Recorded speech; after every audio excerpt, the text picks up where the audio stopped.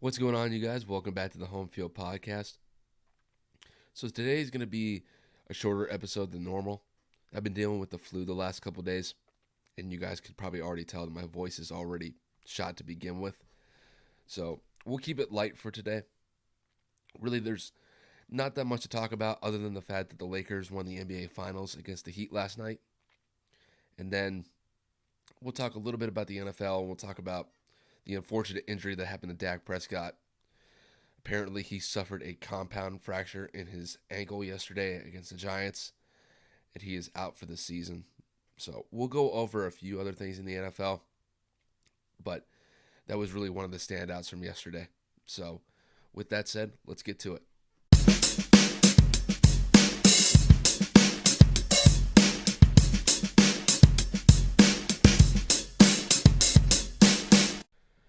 All right, so we'll start with the Lakers winning the NBA Finals last night against the Miami Heat.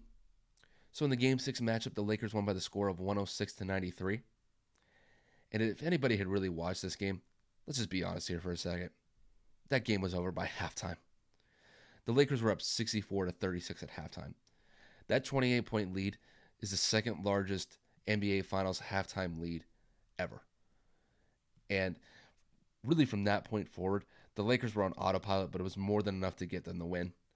And they are your 2020 NBA champions because of it. So just looking at the box score here, I thought the Lakers were outstanding on the offensive side of the ball.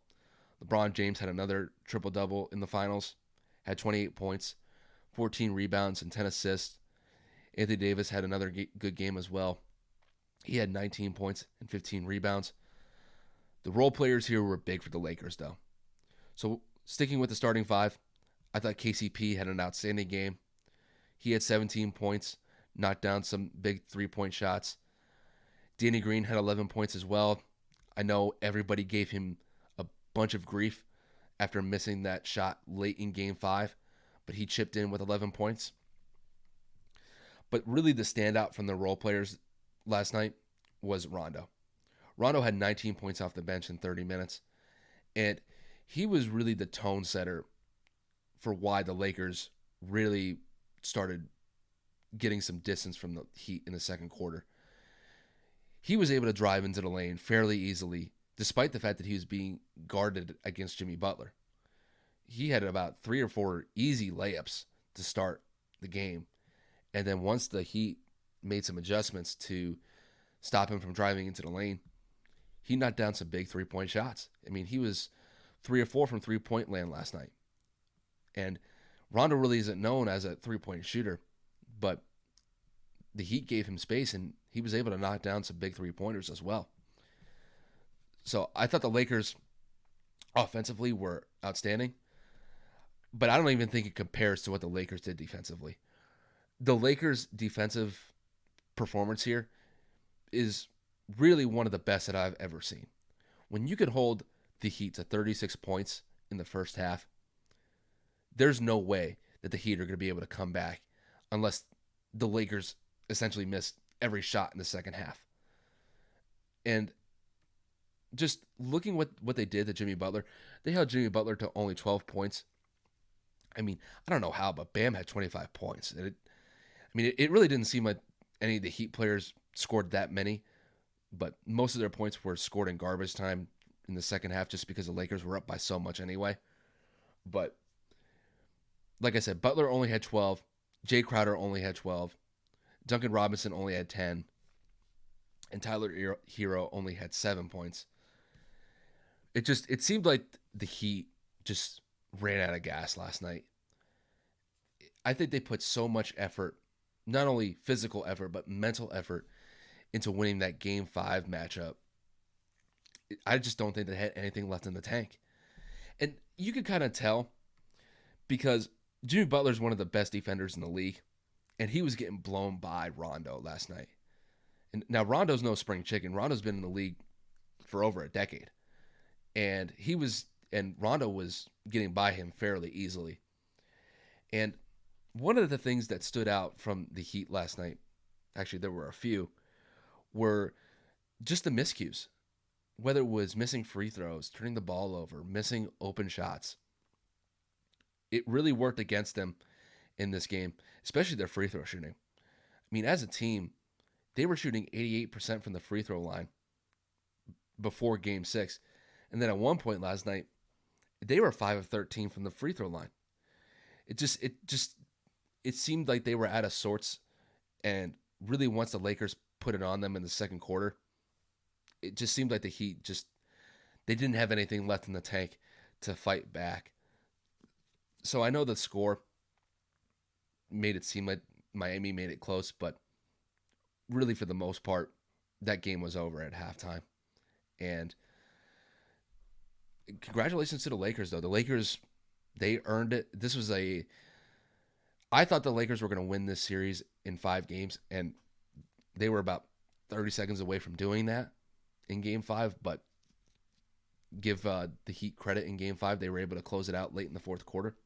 But the Lakers win the series in 6 games, and LeBron James won his 4th NBA Finals MVP award. No really surprise there. So I thought LeBron James definitely deserved it. I honestly thought really through like the first couple games, I thought Anthony Davis had an argument to possibly get it, but really at the end of the series, LeBron James showed why he's still the best player in the league.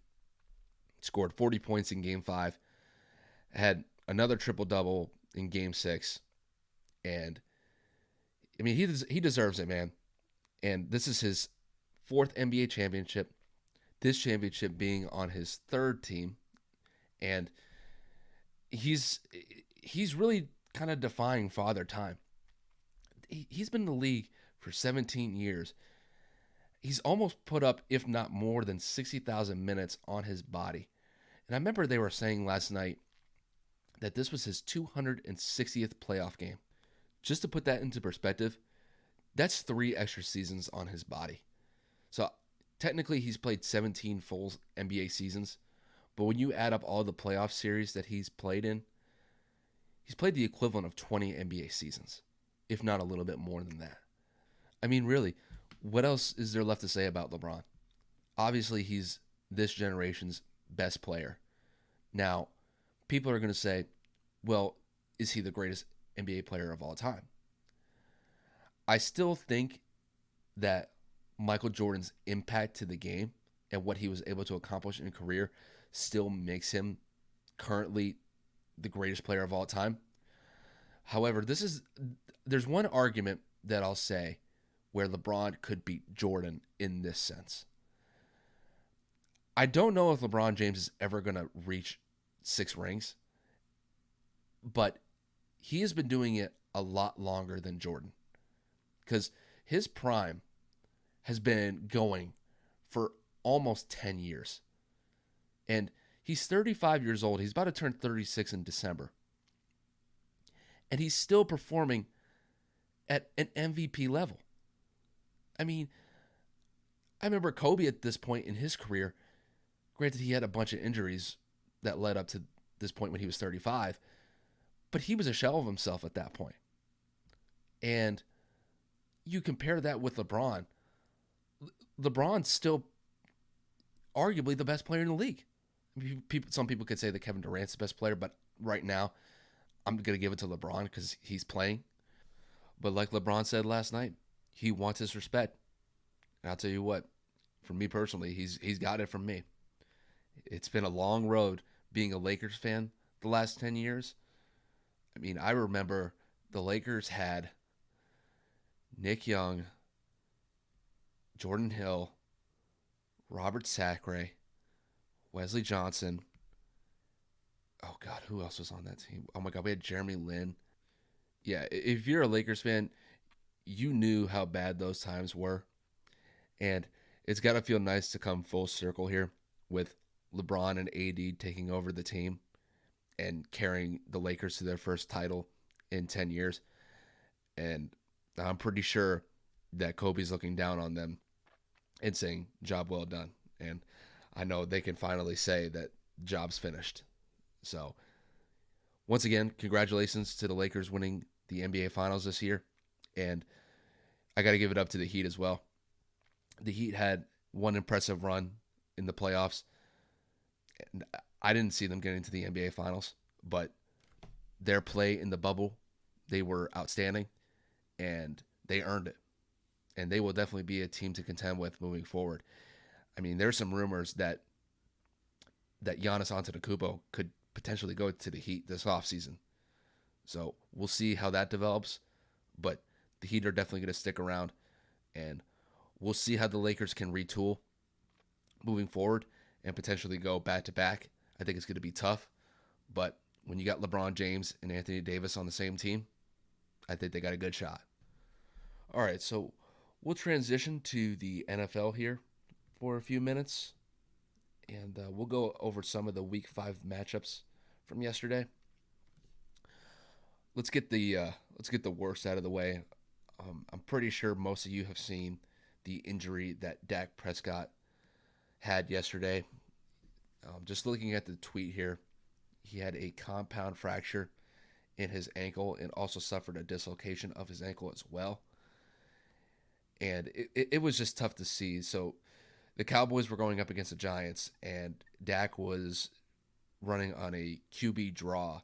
And they were close to scoring a touchdown. They were in the red zone when Dak ran that QB draw. Ends up getting about a 9-yard gain, but he ends up getting tackled pretty awkwardly and gets his ankle rolled underneath him, and his ankle just snapped in the process. And it was interesting because Tony Romo was on the call for the Cowboys game, and he made probably one of the most all-time calls by hoping that what Dak had suffered was a cramp, and then CBS changed the camera angle, and you could just see how gruesome the injury was for Dak. And then Tony Romo finally realized how serious that injury was. And I know for me personally, it was just tough to see Dak react to that injury. Obviously, he has been the leader for the Cowboys ever since he took over the starting job from Tony Romo. But you just hope the best for the guy. And it's been well documented this year that he's had one of, if not the toughest years in his life. And you just add this on top of it. You just feel for the guy and hope for the best in this situation for a speedy recovery. And who knows? I mean, Alex Smith was able to come back from a gruesome injury that he suffered 2 years ago. I'll get into that in just a little bit. So I know that Dak definitely has the character and the strength to bounce back from this, but it is going to be a tough road for him for the next couple of months, if not the next year or so. Just you just hope the best for the guy, and I hope he can come back and make some sort of impact in a positive way for the Cowboys moving forward. And then to move on to the game itself. This was one of the better games of the day. And you got to give the Giants credit here because they fought hard in this game. I know their record may not show it, but they did pretty much everything that they could to get a win in Dallas yesterday, but just not enough. And even despite the fact that Dak was in for the game, they were down 17-3 early in the second quarter. Now, they were able to bounce back, and they ended up taking the lead by halftime. But it was a close game from that point forward in the second half. I mean, it got to the point where it was late in the game. This is when Andy Dalton took over after Dak suffered that injury. And the Giants were up late in the fourth quarter, 34-31. Now, Andy Dalton was able to lead the Cowboys down the field to get them in the field goal range to tie the game up. And then the Cowboys were able to get another drive to close out the game on another field goal. So they won the game 37-34. And as it stands right now, the Cowboys are your division leaders in the NFC East at 2-3. I know their record may not show it, but they are the leaders of the NFC East. And for the Giants, it's just a tough loss for them. They played extremely hard in this game, but unfortunately for them, they moved to 0-5 to start the season. And then to kind of just look around the other games from this past week, I thought one of the standouts was the Dolphins beating the brakes off the 49ers yesterday. I really didn't expect this. For the Dolphins to go into San Francisco and to just put it on the 49ers here, got to give them a lot of credit. So they moved to 2-3, and I believe the 49ers moved to 2-3 as well. I mean, it got to the point where it was so bad for the 49ers, they had to take out Jimmy Garoppolo and replace him with CJ Beathard. Just Jimmy did not have a great day at the office, and really the whole team just struggled. I mean, defensively, to give up 43 to Ryan Fitzpatrick. I tell you what, that morning meeting is not going to be fun for them, talking about this, going over the film from this game. So, got to give some credit to Ryan Fitzpatrick and the Dolphins, man. Good on them. And then the other standout was, this really wasn't a game standout. This was more of just a player standout, was Alex Smith coming back in and playing quarterback for the Washington football team. I think everybody clearly remembers that gruesome leg injury that he suffered a few years ago. And a lot of people had thought that he was going to be done with his career just with all the complications from the surgeries that he had on his leg. And you guys can look up the pictures from his surgeries. I mean, his leg at one point looked like it was gone. His leg was so bad from all the infections that he had post-surgery. It was well documented that he could have lost his leg in the process from that injury. And to see him come back and just to be able to play on the football field again, it's a great comeback story for him. And honestly, it still scares me to see him on the field after suffering that type of injury. It's just incredible that he could bounce back and play. And granted, they didn't play that well yesterday. They only scored 10 points offensively. But I think for him personally, to be able to come back and to be able to step on a football field and play again, I got to give him some credit. That's a great feat that he was able to do, and you got to give a lot of respect to him. So that'll pretty much wrap it up for me today. Like I said in the intro, I've been dealing with the flu the last couple of days, and just I didn't want to go on for another 30, 35 minutes. I mean, I know I could if I wanted to, but just I don't have it in my voice today. My voice is already shot, so we'll wrap up the episode here. So looking forward to the next episode, though. What we're going to do is we're going to focus on the power rankings. I'll compile a list of the 32 teams in the NFL and then make a power rankings list from that. May have a guest on, may talk about the NBA Finals a little bit more, and then see what it's going to be moving forward into next season for the NBA season. And then I may even get into a little bit of baseball, just because now we're moving on to the ALCS and the NLCS, so that'll be something to look forward to. But I want to thank you guys for listening in. I know it was a shorter episode, but hopefully it worked out as best as it could. And I'll see you guys later. All right, take it easy.